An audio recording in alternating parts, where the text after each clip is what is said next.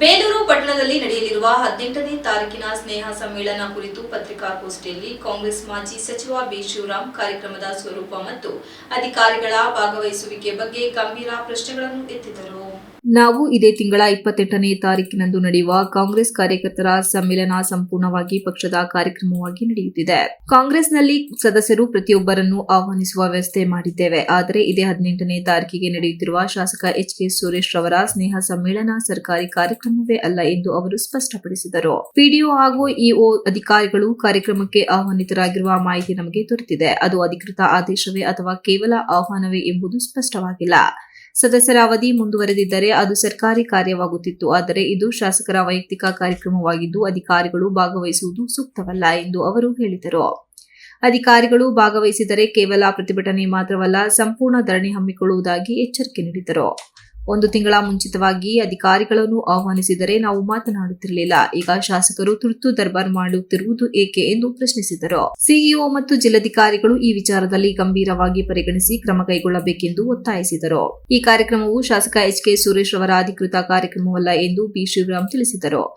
EO ಸ್ವತಃ ತಮಗೆ ಪತ್ರ ಕಳುಹಿಸಿ ಆಹ್ವಾನ ಬಂದಿದೆ ಎಂದು ಹೇಳಿದ್ದಾರೆ. ಅದನ್ನು ಅವರು ಸ್ಪಷ್ಟಪಡಿಸಬೇಕು ಎಂದು ಹೇಳಿದರು. ಪುರಸಭೆ ಕಾಮಗಾರಿಗಳಲ್ಲೂ ಆರೋಪ. ಪುರಸಭೆ ಕಾಮಗಾರಿಗಳ ಬಗ್ಗೆ ಮಾತನಾಡಿದ ಅವರು, ಸರ್ಕಾರ 3ನೇ ಇಂಜಿನಿಯರ್ ಆದೇಶ ನೀಡಿ ಸತ್ಯಶೋಧನೆ ನಡೆಸುವಂತೆ ಸೂಚಿಸಿದೆ ಎಂದು ಹೇಳಿದರು. ಪ್ರತಿ ಕಾಮಗಾರಿಯ ಫೋಟೋ, ಸ್ಥಳ ಪರಿಶೀಲನೆ ಅಗತ್ಯ. ಆದರೆ ಇಂಜಿನಿಯರ್ ಸ್ಥಳದಲ್ಲೇ ಹೋಗದೆ ಎಸ್ಟಿಮೇಟ್ ದೃಢೀಕರಿಸಲಾಗದೆ ಇದು ಸರಿಯೇ ಎಂದು ಪ್ರಶ್ನೆ ಮಾಡಿದರು. ಇಂಜಿನಿಯರ್ ರಮೇಶ್ ಅವರಿಗೆ ಸ್ಥಳ ಪರಿಶೀಲನೆ ನಡೆಸುವಂತೆ ಹೇಳಿದರು. ಅವರು ಹುಡುಕಾಟದಲ್ಲಿದ್ದಾರೆ ಎಂದು ಆರೋಪಿಸಿದರು.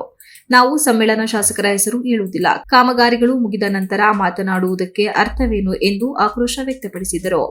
ಇಲ್ಲಿ ಶಾಸಕರು ವಿನಾಕಾರಣ ಕೆಲವು ಗೊಂದಲ ಸೃಷ್ಟಿ ಮಾಡುತ್ತಿದ್ದು ಹಾಗೂ ಪಟ್ಟಣದಲ್ಲಿ ಕಳಪೆ ಕಾಮಗಾರಿಗಳು ನಡೆಯುತ್ತಿದ್ದರೂ ಕೂಡ ಇದರ ಬಗ್ಗೆ ಮೌನ ವಹಿಸುವುದು ಅಧಿಕಾರಿಗಳ ನಿರ್ಲಕ್ಷ್ಯ ಹಾಗೂ ರಾಜಕೀಯ ದ್ವಂದ್ವ ಕುರಿತು ಸ್ಪಷ್ಟನೆ ನೀಡಬೇಕು.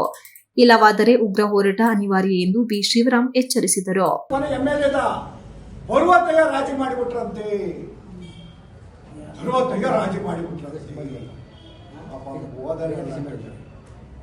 ಅವನು ಇವತ್ತೊಂದು ಫೋನ್ ಮಾಡಿದೆ ಏನೋ ಕೆಲಸ ಮಾಡಕ್ಕೆ, ಸಾರಿ ಕಣಯ್ಯ ನಿಮ್ಮ ಊರಿಗೆ ಬಂದಿದ್ದಕ್ಕೆ ನಿನಗೆ ಶಿಕ್ಷೆ ಆಯಿತು, ನೀನು ಯಾತ್ಮ ಭಾಗ್ಯಾದನಲ್ಲ ಅಂದ್ರೆ ಸಾಕು ಸಾಧ್ಯ ಅಷ್ಟು ಅನುಕಂಪ ನನ್ನ ಬಗ್ಗೆ ತೋರಿಸಿದ್ದಾರೆ.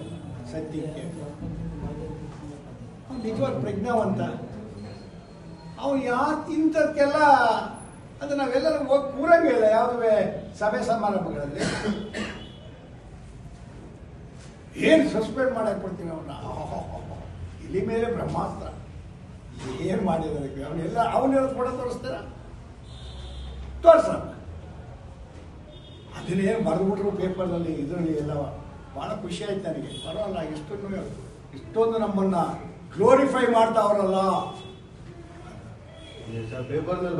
ಪತ್ರಿಕಾಗೋಷ್ಠಿಯಲ್ಲಿ ಕೆಡಿಪಿ ಸದಸ್ಯ ಬಿಕ್ಕೋಡು ಚೇತನ್, ಸದಸ್ಯ ಪ್ರದೀಪ್, ವಿರೂಪಾಕ್ಷ ಹಾಗೂ ಹೇಮಂತ್ ಉಪಸ್ಥಿತರಿದ್ದರು.